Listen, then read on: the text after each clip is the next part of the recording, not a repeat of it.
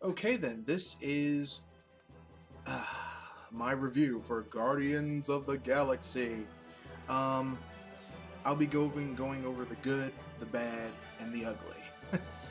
And when I say this, I don't mean I'll be going over the good parts, the bad parts, and the ugly parts. I simply will be dividing this review into three sections. I'll be tackling first the general overall non-spoiler review of the movie. Then I'll be going over the technical parts of what this movie accomplished, what I liked about it, what I didn't like about it, and then the ugly will be the spoiler section, which will be clearly marked. So if you don't like spoilers, don't watch the third section. And with that, let's get this started after the cut.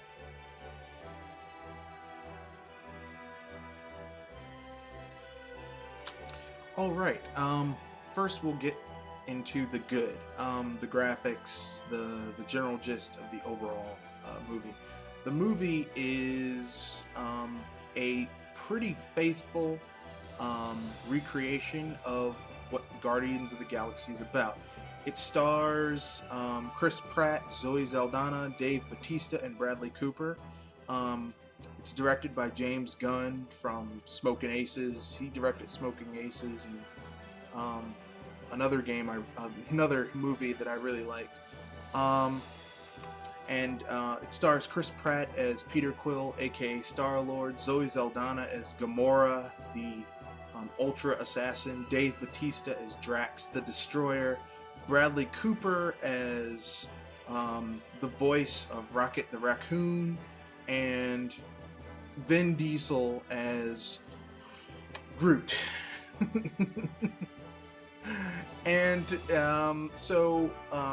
Let's get into the non-spoiler review of this film. It opens up with basically a very space opera-esque opening with the main character doing all types of Star Wars feel to it.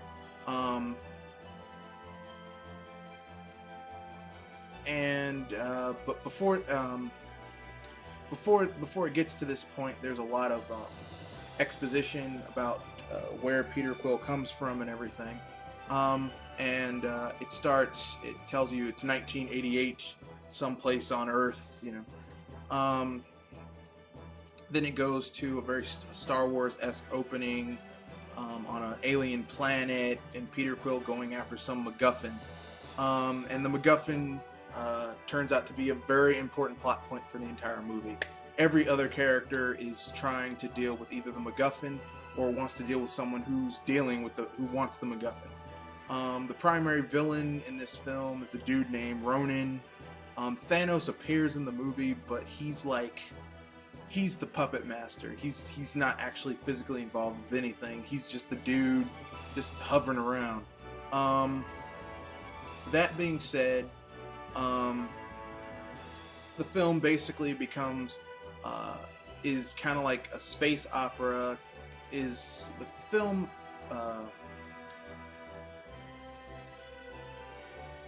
film basically becomes a prison break film at a point. Then it becomes kind of like a heroes banding together film. It kind of like the Dirty Dozen or Seven Samurai almost. And then at the end, it turns into a proper forming of a hero, like origin story of a hero team coming together. So, I mean, and during this time, there's space battles in the film. There's ship battles. There's physical altercations amongst the characters. But generally, the entire film is your standard fare of a film, but the presentation is very good. Marvel has once again gotten a great director to help build a new world. I mean, I could literally see this becoming its own franchise, because at the end of the film, you're left wanting more Guardians of the Galaxy, and that's the purpose of a franchise film, starting off a new franchise. So with that, we'll get into the bad, or the technical details of why this movie technically is I liked it.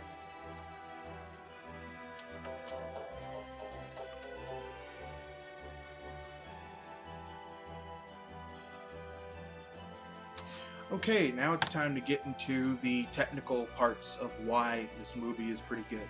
Basically, Guardians of the Galaxy is basically kind of like a fusion of four or five different films put together very well. It's part Star Wars, part Indiana Jones, part prison breakout film, part um, superhero origin film.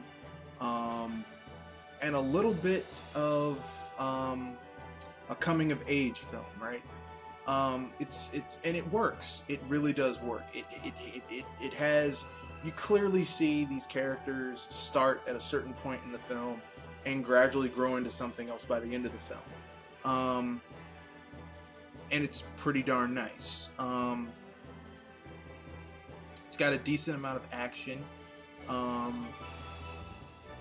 Generally speaking, it's very well done. One of the key points of this movie that really made it a double thumbs up for me was the music. It's not your prototypical, I mean, sure, there's the canned, prototypical space music that you find in these types of films, but there also was quite a bit of what I like to call old school pop and R&B music, like Redbone's Come and Get Your Love, or, you know, the Jackson 5's I Want You Back, you know, Come On Child. I mean, some really good music, old school type stuff, and it was used to very good effect in the film.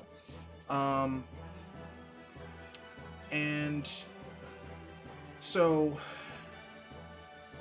that leads me to the second, to my third point.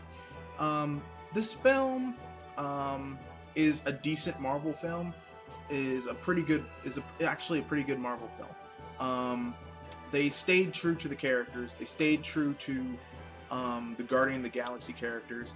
They stayed true to the Marvel universe in it, and that's good. No one, like, if you aren't familiar with the Guardian of the Galaxy characters, you're not going to feel alienated. If you are familiar with the Guardian of the Galaxy characters, you're not going to feel alienated. So they really did very well to the source material, which I loved. It was a joy to see that. So with that being said, are there any downsides to the film? Well, technically, there's only one complaint that I would have, and that is there needed to be a little bit, like, if they had added 30 minutes to have a little bit more exposition for the other characters, but I think they're saving that for when they make a sequel to this film, so maybe we'll get some more exposition. We got the motives for Peter Quill being like he was, but we just had people's hearsay about why Gamora was like this, or Drax, or Rocket Raccoon, and we still know jack about Groot, other than Groot is really cool. And speaking of Groot, Groot really tied the film together. He tied the film together. Never has I Am Groot or We Are Groot really brought a film together more. The inflections built everything together. Now, that being said, are there any other negatives I can say about this film? Not really. I mean, overall, it's very well done. So, time to get to the spoiler section after the cut.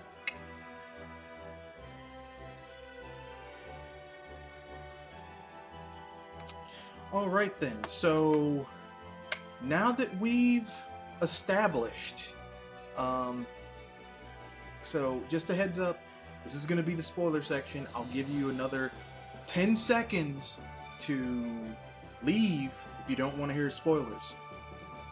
10, 9, 8, 7, 6, 5, 4, 3, 2, 1. Okay then, we'll get down to the spoilers right now. Basically, this film is kind of a love letter to Guardians of the Galaxy. They get the characters right, they get the costumes right. Basically, they got everything pretty much dead on. And I'm saying this as someone who has liked Guardians of the Galaxy since like '96. and then I went back and I went back and I got some of the earlier comics. I mean, they really got the characters spot on. Rocket Raccoon, Groot, Gamora, Drax, Peter Quill, aka Star-Lord. They got the characters down very well. Now,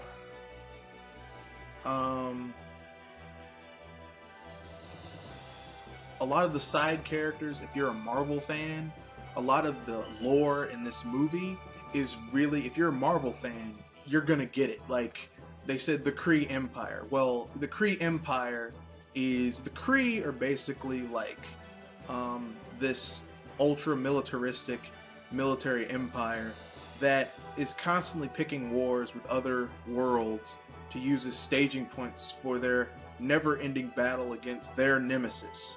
Which in this film, their nemesis, there's a dude named Ronan who's like the primary villain, who is totally against Xandor, but really the Kree are at constant war with another huge multiple system spanning empire called the Krull.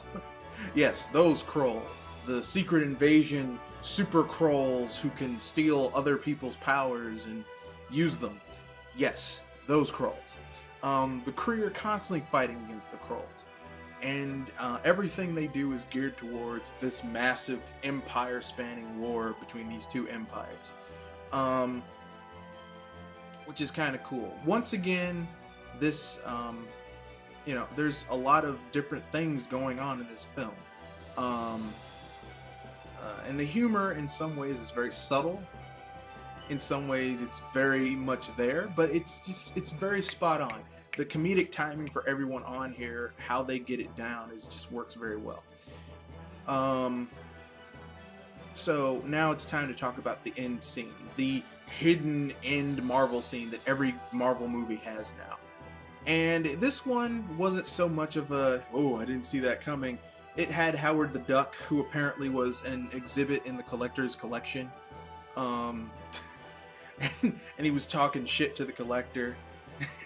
Like one of the dogs that he had, like licks his face, and Howard's sitting there drinking it, sipping a drink. He's like, "Oh, this bird! Oh, why are you letting that dog lick your face like that? That's disgusting! Oh, this burns so good." Howard the Duck was a Marvel character who he's one of the third. I think he came out before. I believe Howard the Duck came out before.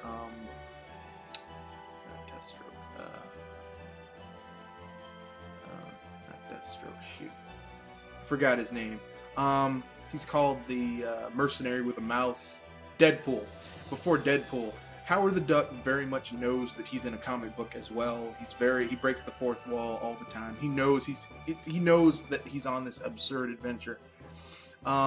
He's also kind of a little bit more edgier for Marvel. I mean, Marvel's always had kind of weird stuff, but Howard the Duck was always kind of edgy. But anyway, that's our spoiler. So my final verdict is this. You should definitely see this film. It's totally worth it. 2 thumbs up.